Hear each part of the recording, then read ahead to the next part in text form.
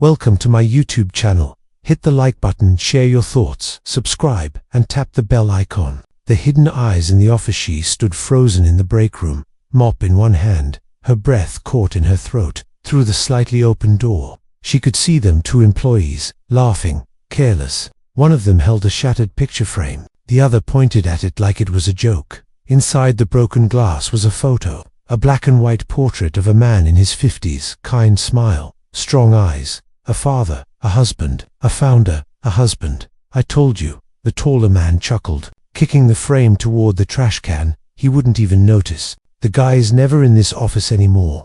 Too busy pretending to grieve. Whatever, the other replied. The cleaner will sweep it up. Let's go. I'm starving. They left without a second glance. She didn't move for a long moment, just stood there, hand trembling, mop clutched like a weapon. She finally stepped forward, kneeling down beside the wreckage. She picked up the photograph carefully, glass biting into her palm. They didn't know she wasn't just the cleaner. To them, she was Marsha Daniels, the quiet new janitor who started last week, 62 years old, wore thrift store sneakers, and smelled faintly of peppermint oil. A nobody, but she was his mother, the mother of the CEO who owned this entire building, and the wife of the man in the photo, the one they'd just thrown away. Her name wasn't really Marsha. It was Diane Cooper, and the only reason she was here, dressed like this, unnoticed by everyone, was because of one thing: instinct. After her husband died, something in her had refused to rest.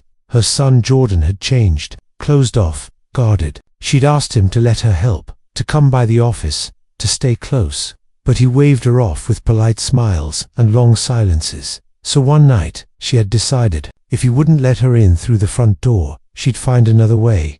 It started with fake documents, a few phone calls, a wig, and some reading glasses. She didn't think it would actually work, but it did. The office hired her under a contract cleaning agency. No one asked questions. No one even looked at her twice. And now, just 6 days later, she was already uncovering cracks in the company her son had spent 10 years building. She dropped the broken frame into her cart, covered it with a cloth, and moved quickly through the halls. Something was wrong here. Not just the disrespectful employees, it was the whispers, the hurried the strange tension whenever she entered the executive wing, especially from that woman, Clarissa Barron, Jordan's personal assistant. Too polished, too perfect, too fast to smile, and even faster to disappear. Diane had learned long ago, when people smile too much, they're often hiding teeth. That night, at home, Diane didn't sleep. She made tea, sat in the dark. The pain of her husband's loss still lingered like smoke. But tonight, it wasn't the grief keeping her awake. It was purpose. She had seen something foul, and now she needed to see more. 2 days later, 6:43 p.m., the office was nearly empty. The cleaners were finishing up downstairs, but Diane stayed on the top floor, pushing her cart with deliberate slowness. She'd timed this perfectly. Jordan was out of town at a tech summit. Clarissa had left early to beat traffic. Now, the executive floor was silent. Her son's office, the corner room with floor-to-ceiling glass and walnut trim, was just ahead. She tested the handle. Unlocked. She stepped inside. The smell of his cologne lingered in the air, familiar, comforting. But the desk, something was off. A drawer slightly open, papers out of place. She bent down and pulled it open fully. Receipts, stacks of them, paper-clipped in bundles, not addressed to the company, not filed correctly, and all stamped with the same name, C. Barron. Clarissa. Her instincts flared. She checked under the folders. There, taped to the underside of the drawer, a slim black USB drive, labeled in all caps, Q3, surveillance backup, do not delete. Her fingers hesitated for a moment. Then she peeled it off and tucked it into her sweater. She left the office, heart racing. Later that night, at home, Diane sat at her kitchen table, lights off, only the glow of her laptop screen illuminating the room. The USB drive opened without a password. Inside, folders labeled by date and camera ID. She clicked into one. Surveillance footage, from the office, from the executive floor, weeks of it. She skimmed through, mostly boring. But then a voice caught her attention. She rewound there on screen. Clarissa, alone in Jordan's office, speaking on the phone. No, I've got it handled. He trusts me. Once he signs the Q3 audit, it's over. They won't catch it. He's too distracted with the foundation gala. By the time it hits the books, we'll be long gone. Diane stared at the screen, sick to her stomach. Clarissa was stealing from him, setting him up, using his grief as a smokescreen, and Jordan had no idea. Just then the video feed flickered. It was now showing the live feed, and on the screen, her son entered the office. Jordan back early. He walked to his desk and paused, then looked directly at the drawer where the USB had been. The voice behind the door. Diane's fingers froze above her laptop. There, on the screen, the live feed from her son's office camera. She saw Jordan. He wasn't supposed to be back for another 2 days. He moved with tension in his shoulders, his steps heavy, distracted. He placed his briefcase on the floor, rubbed the back of his neck, and sat slowly behind his desk. Then, he opened the drawer, the exact drawer where the USB had been taped. Her heart dropped. He stared into the empty space, confused, then frowned. He reached further in, checked beneath the folders, and sat back in his chair, eyebrows furrowing. Diane's mind raced. Had he known about the USB? Was she supposed to see it? Or had she just stolen something he never meant to be found? She shut the laptop quickly and pressed her hands over her eyes. This had gone too far. She had told herself she was only doing this to protect him, to understand what was happening. But if he found out she was the cleaner, spying on his company, would he feel protected or betrayed? She pushed the thought away. There wasn't time for guilt now. She had a name, Clarissa Barron, and she had a voice on tape admitting to something criminal. Jordan's world wasn't just grieving, it was under attack, and she was the only one who knew. The next day, 9:17 a.m., back in uniform, back in the office, back to being invisible. Diane walked the same halls again, pushing the cart, head down, scanning with her peripheral vision. The morning buzz filled the space, coffee brewing, keyboards clacking, elevators dinging. It all felt so normal, so clean. But now, she knew better. She spotted Clarissa near the elevators, wearing a crisp navy suit and bright red lipstick, laughing at something someone said. Her hand grazed Jordan's arm. Diane clenched her jaw. Clarissa had been working with him for almost 5 years. Diane remembered thinking she was polished, efficient, the kind of woman who could run a Fortune 500 boardroom in her sleep. But now, that confidence looked like something else, calculated, cold, dangerous. Jordan didn't see it. He looked tired. His tie was loose, and he wore that expression Diane recognized too well. The one he used to wear as a teenager when he was pretending not to be upset. She wanted to call out to him, tell him the truth, hand him the USB, and beg him to watch. But she couldn't. Not here. Not yet. She wasn't sure who else was involved, or how far this went. 11:42 a.m. Executive kitchen. Diane was scrubbing the countertops when she heard the click of heels. Clarissa entered, heels sharp against the tile. She didn't acknowledge Diane at first, just poured herself sparkling water and pulled out her phone. Then, too casually, she spoke without looking up. "You're the new one, right?" Diane didn't answer right away. She reached for another towel. "Yes, ma'am." Clarissa turned slowly, her smile tight. "Just a heads up, we're a bit particular about how things are done up here. Try not to touch the CEO's personal office unless instructed. That includes drawers." Diane blinked. Her pulse ticked up. Clarissa knew, not fully, not yet, but she suspected something. "Of course, ma'am," Diane said softly, "just doing the basics." Clarissa walked to the door, then paused. "Also," she added, "if you see anything out of place, don't go poking around. This is a high-trust environment." She left without another word. Diane stood still, towel clenched in her hand. This was a warning. 1:35 p.m. parking garage. Diane made her way to her car. But instead of leaving, she slid into the passenger seat and pulled out her phone. She had copied the surveillance files from the USB onto a second drive, just in case. But she needed help, someone who could advise her without tipping off the wrong people. She scrolled through her contacts and landed on a name she hadn't spoken to in nearly 2 years. Detective Evan Shaw, retired now, used to work white-collar crimes. He was the one who helped her husband shut down a corporate lawsuit years ago. She took a deep breath and called. "Send N. Warshafen PM local cafe smelled like burnt espresso and old books." Shaw looked older than she remembered. Silver hair, leather jacket, still sharpered. "You're telling me you posed as a cleaner?" an uncovered surveillance of your son's company being sabotaged. She nodded and slid the USB across the table. There's more. I think she's trying to siphon money before the audit hits next quarter. Shaw inserted the drive into his laptop and watched in silence. Then he paused, rewound the clip, and leaned in. This voice, Clarissa, she's not just embezzling, she's working with someone else. Listen. He played a new part of the video Diane hadn't seen yet. We can't make the move unless he signs off first. Clarissa whispered, he trusts me. After that, it's your turn.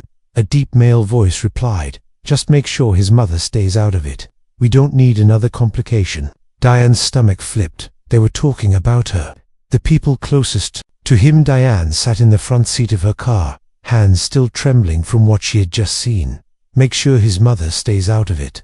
Those were the exact words Clarissa's contact had said in the surveillance footage. Who was he? Who knew about her and how? She glanced around the parking lot, suddenly aware of every shadow, every idle engine, every security camera. She had entered this world to watch, but now someone was watching her. 6:15 p.m. Diane's home. The walls of her small house, once comforting, now felt like cardboard, thin and see-through. She pulled the curtains closed and locked every window, something she hadn't done since her husband died. She replayed the voice over and over in her mind. It didn't belong to anyone she immediately recognized, not one of the board members, not one of Jordan's friends, but it sounded confident, entitled, like someone used to control. She grabbed her late husband's notebook from the bookshelf, the one he kept hidden in his drawer.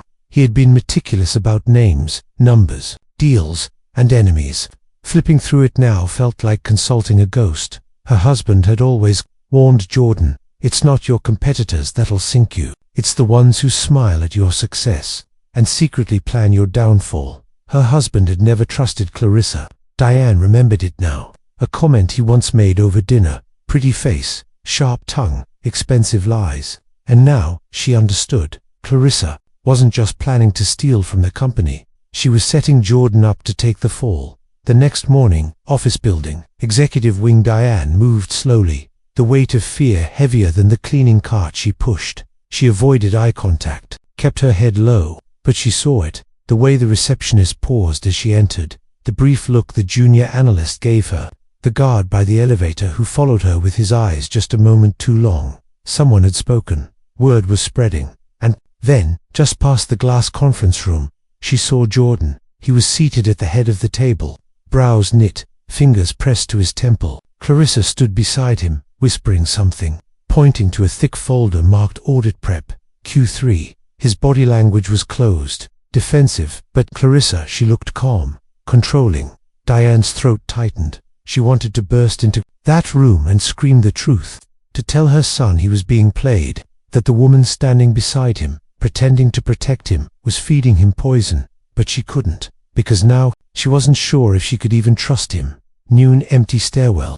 3rd floor. She dialed Shaw. They know about me, she whispered into the phone. I don't know how, but they do, and I think they're pulling him in. I think Jordan may already be compromised. Shaw exhaled slowly on the other end. Then, it's worse than we thought. You're not just exposing embezzlement, you're uncovering a takeover. A what? Clarissa's not just draining the company, she's weakening your son's position, covering up red flags, isolating him. Once he's vulnerable enough, they'll use legal pressure, maybe a scandal to force him to step down. Then, they take control. It's textbook. I've seen it before. Diane's heart dropped. It wasn't just about money. It was about destroying her son. Quattro Vinci depois de meio-dia. Office kitchen. Diane overheard it purely by chance. She had been wiping the microwave when 2 board assistants walked in. Clarissa had lunch with Glenn Hastings again today. One of them whispered, that's twice this week. Jordan's old college mentor. The other said, I thought he retired. He did, but rumor is, he's coming back in as a consultant. Might be taking over audit authority. Diane froze, mid-wipe. Glenn Hastings. Now the voice made sense. That was him, the one from the video, a former board member, Jordan's mentor, trusted, smart, ruthless. He had been like an uncle to Jordan for years. Diane had even invited him to Christmas dinner more than once. And now, he was planning the downfall of the boy he once swore to protect. 8:03. P.M. Diane's house. She stood in front of a shoebox full of photos. She picked up one Jordan at his business school graduation, standing beside Glenn Hastings, arms over each other's shoulders. She wanted to cry, but her tears had dried up weeks ago. She didn't have the luxury of mourning anymore. Not for her husband, not for trust lost. She had one mission now: protect her son at all costs, even if it meant destroying the people he still believed in. Midnight. Back at the office, Diane had returned alone, dressed in black, using the night shift keycard she'd been issued as Marsha the cleaner. The halls were quiet. She entered Jordan's office, opened the desk drawer again. This time, she searched deeper, beneath the audit papers, behind the books, under a false bottom she hadn't noticed before. She found a file labeled Pending Restructure, Board Exit Strategy, Confidential. She opened it. Her hands trembled. Inside, resignation letters, pre-drafted a change in CEO control, board signatures except Jordan's. They were planning to oust him without his knowledge. And at the very bottom, she found a single sticky note. Final stage. Remove M. Cooper. She's starting to ask questions. Her blood ran cold. They weren't just watching her. They had used her fake identity. They knew her real name. Signed in blood, the sticky note trembled in Diane's fingers. Final stage. Remove M. Cooper. She's starting to ask questions. They knew, not just that she was digging, but exactly who she was. The fake name badge, the cleaning uniform, the careful disguises, all of it was crumbling. They had connected the dots. She slipped the file and note into her bag, wiped any trace of herself from Jordan's desk, and moved like a ghost through the empty halls. But halfway to the exit, she froze. Clarissa was there, in the lobby, alone, on the phone. She wasn't facing Diane, but her voice echoed through the marble space. Double quotes. Yes, we're accelerating. Cooper's been poking around again. ... Yes, her. No, I don't think he knows yet. Diane backed into a supply closet, holding her breath. Clarissa's tone was calm to calm. He trusts me completely. He even signed off on Glenn's appointment today. Didn't blink. A pause. Then laughter. Cold, confident. Oh, it's happening. In 72 hours, he'll either step down, or we'll bury him in an audit scandal. Step down. Diane's stomach clenched. They were planning to frame Jordan, forge a paper trail, collapse his credibility, then offer him one escape: resignation. And if he refused, they'd ruin his name or worse. The next morning, Shaw's office. Diane tossed the file onto Shaw's desk. They're moving fast, she said. Glenn's in. Clarissa has access to Jordan's signature, probably digitized, and now I'm a liability. Shaw flipped through the papers, his frown deepening. This isn't just internal corruption anymore, he muttered. This is corporate warfare. They're orchestrating a hostile coup. Diane folded her arms. Her voice was steady now. Then we take it public. Shaw looked up. That's a dangerous move. So is staying silent. But Shaw wasn't convinced. You go public with this. You expose Jordan. If people hear his mother's been secretly investigating his company, they'll think he was incompetent, complicit, maybe even guilty. Are you prepared for that fallout?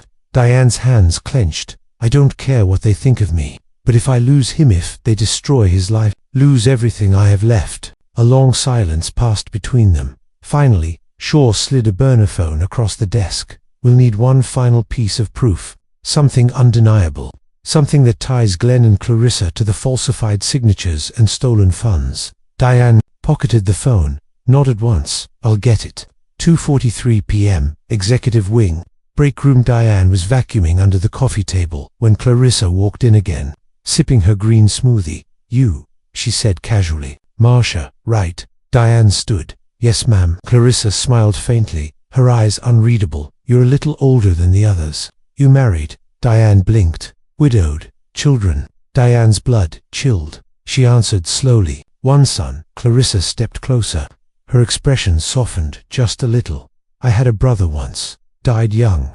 I always thought, if he'd lived, maybe he'd have built something like this. She looked around the executive floor, then straight at Diane. But you know how it is.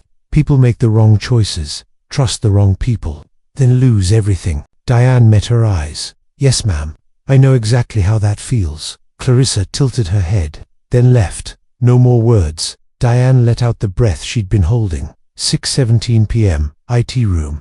Basement. leveled Diane had only one chance. Using the credentials she'd seen on a clipboard earlier, a Romero, IT analyst, she entered the server room. Her gloves were on, hair tied back, every step calculated. She found what she was looking for. An isolated terminal connected to the internal audit servers, plugged in Shaw's USB tool. The program started pulling metadata from the last few signed financial transactions, hidden logs, edited files, off-site backups routed to Clarissa's private cloud folder. But then, the door opened. A silhouette. Jordan. Double quotes. "What the hell are you doing here?" His voice cut like a blade. Diane turned slowly. No disguise, no act, just her. His mother. "Jordan, is this some kind of test?" he snapped. "Why are you dressed like that? What is going on?" She didn't speak, just handed him the folder from last night. He skimmed the top sheet, his brow furrowed, his lips parted in disbelief. Then, he saw the sticky note. His face went white. They used my name. Your signature, Jordan, your trust, Glenn, Clarissa. They'd been planning this for months. He shook his head slowly, still processing. "No, Glenn's family. He gave me my first job. And now he's taking your last one." Jordan's hands shook. "Why didn't you tell me before?" Diane's eyes filled, but she didn't cry. "Because I needed proof, and because I didn't want you to look at me the way you're looking at me right now." He turned away, silent. 10:02 p.m., Shaw's safe house. The proof was there. All of it. Falsified documents, voice recordings, financial trails, shadow accounts. Jordan paced like a man betrayed by his own heartbeat. "They almost got away with it." Shaw nodded grimly. "But they didn't. Now, we bury them." Diane stood in the corner, quiet. This wasn't over yet, but the storm was finally visible. The truth had come to light, and with it, fire. "What now?" Jordan asked. Diane looked up at her son, the same boy she once held during thunderstorms, the one who built an empire but nearly lost it to wolves in suits. Her voice was calm, certain now. "We fight back. You chose the wrong mother." Diane watched from behind the tinted window as Jordan walked into the building, not as a son, not as a victim, but as a man finally ready for war. He was wearing the navy blue suit his father had, once worn to court, a symbol, unspoken. This wasn't business anymore. This was personal. Inside his briefcase were three things: the stolen audit files, Shaw's forensic report, and the voice recordings Diane had captured. Every word Clarissa and Glenn thought they said in secret, all perfectly legal, all damning. They had underestimated two things: Jordan's love for his mother, and Diane's unwillingness to bury her husband twice, once by death, once by legacy. 9:17 a.m., executive conference room. Clarissa was already in the room, flanked by Glenn Hastings and three board members. Coffee cups, polished smiles, and forged documents lay on the table like trophies. "You're late," Clarissa said to Jordan, brushing imaginary lint from her sleeve. "Just in time, actually," he replied coolly. "Before we begin, one item." He placed a flash drive in the center of the table. "What's that?" Glenn asked. "Insurance," Jordan said. He tapped the conference screen. A video played. Diane, disguised as Marsha, entering the finance floor. Then a time-stamped file directory of the fake accounts, audit trails, and finally the recording. "Make sure his mother stays out of it." Clarissa's face paled. Jordan turned to the board. "You wanted a reason to trust me. There, it is." Clarissa and Glenn forged signatures, siphoned funds, and planned to push me out with a fabricated scandal. Glenn stood, trying to object. "This is absurd. Where's your proof that your voice print, has already been matched? That recording's now with legal, external counsel, and the press. It's over." Clarissa opened her mouth, but nothing came out. No excuses, no lies quick enough to survive the storm now building in the room. One of the board members, an older woman with silver-rimmed glasses, finally spoke. "This isn't just unethical, it's criminal." 11:04 a.m. Legal office.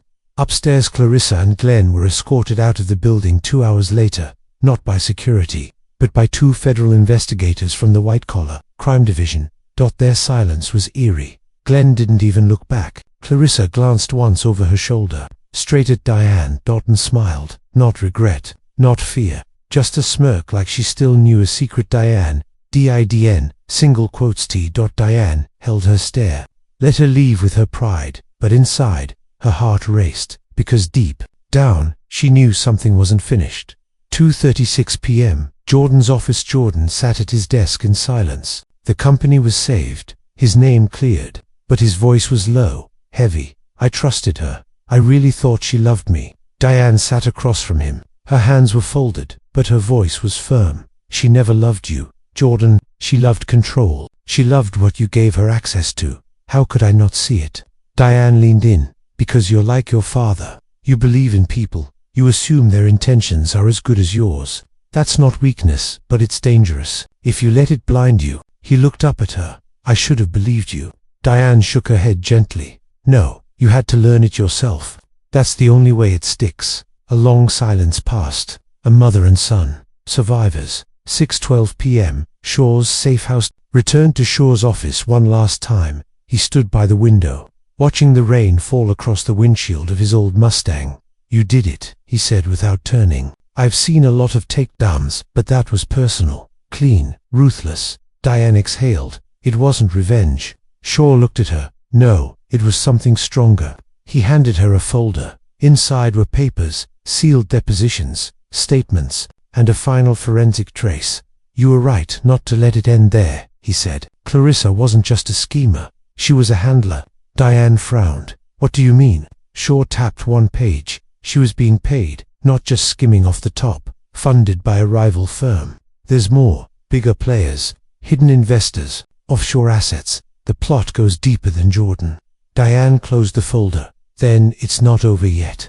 8:01 p.m. Diane's home. The house was quiet. For the first time in weeks, no shadows moved behind the curtains. No fear clung to her chest. Jordan was safe, for now, but as Diane poured tea and sat down at the kitchen table, her phone buzzed. An unknown number. A text message. You chose war. Mrs. Cooper, you better finish it. Her hands didn't shake this time.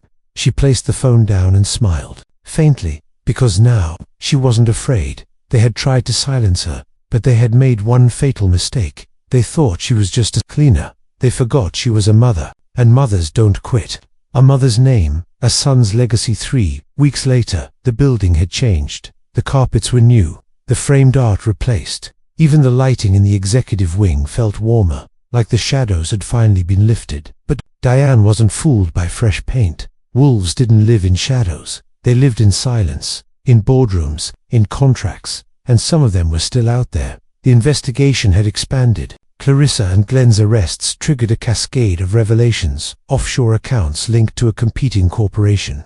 Forged procurement deals. Ghost vendors. The real mastermind. Still unknown. But Diane had something better than a name now. She had their attention. 10:12 a.m. Internal summit. Cooper Enterprise HQ. The company's top leaders gathered in the auditorium. No suits, no staged press. Just the people who built the company from the ground up. Jordan stood on stage, calm, composed, but this time, not alone. Diane stood beside him, not in disguise, not in silence, as his mother, as the woman who saved the company by almost losing everything. Jordan stepped up to the mic. 3 months ago, I almost lost my name, my company, and my future. He paused. No papers, no teleprompter. I was betrayed by people I trusted, but I wasn't alone. Someone believed in me, long before anyone knew my name, and when everything was falling apart, she risked everything to protect what we built. He turned. Mom, I want them to know the truth. Diane blinked, unsure at first. Then she stepped forward. The crowd went still. My name is Diane Cooper. Some of you knew me as Marsha, the night cleaner. I posed as a janitor to see what kind of culture my son's company had become. Gasps, whispers, a few audible chuckles of disbelief. What I found shocked me. Not just the theft or the lies, but how many good people had been scared into silence. Her voice didn't waver. I'm not a hero. I'm a mother. I did what any mother would do. I protected my son, and I'll keep doing it. She glanced at Jordan. He gave a small, grateful nod. But now, I need something from you, she said to the audience. Stand with him. Speak up, because this company, this legacy, it's worth fighting for. Silence. Then applause. First, a few, then the whole room. Later that night, Jordan's office. The sun had dipped behind the skyline. Diane and Jordan sat together, sharing coffee, not in a rush, not in fear, just quiet. You were right, Jordan said. I was too trusting. No, Diane replied. You had faith. And that's something the world needs more of, not less. He smiled. You know, they're calling you the undercover mother. On the business blogs, Diane laughed. Oh Lord, you scared Clarissa more than legal ever could. She underestimated two things, Diane said. 1, a mother's instinct. 2, how dangerous truth becomes when it's got nothing left to lose. Jordan leaned back, serious again. But we're not done, are we? She shook her head slowly. No, Clarissa didn't act alone. There's someone higher, someone pulling the strings. I want to find them, finish this. He nodded. Then we do it together. No more secrets. 1 week later, cemetery outside Boston. Diane stood at her husband's grave. Marcus J. Cooper, 1947 to 2008, builder of men, believer in good. She hadn't been back in years. Too many memories, too much grief. But today, she needed closure. I kept my promise, she whispered. I protected him. I protected your name. A soft breeze passed through the trees. She knelt, brushing leaves from the base of the stone. He's stronger now, wiser, and maybe I am too. A tear slipped down her cheek, but it wasn't grief this time. It was peace. 3 months later, public hearing. Federal court. The case had gone national. Clarissa and Glenn had flipped. And now, the real financier had been exposed. Wallace Keene, CEO of rival tech conglomerate Ardent Core, a man who once lost a massive contract bid to Cooper Enterprises. He wanted revenge, and he almost got it, until Diane's investigation blew the doors open. In court, as he was led away in cuffs, Wallace paused beside Diane and Jordan. He smirked. You're clever. I'll give you that. Diane stared into his eyes, cold and calm. You tried to destroy my son's life. You failed. But thank you. Wallace frowned. For what? For reminding him who he is. She turned and walked away, never looking back. Epilogue. 1 year later, large bronze plaque now hung in the Cooper Enterprises lobby, in honor of Diane Cooper, whose truth shined when others hid in shadows.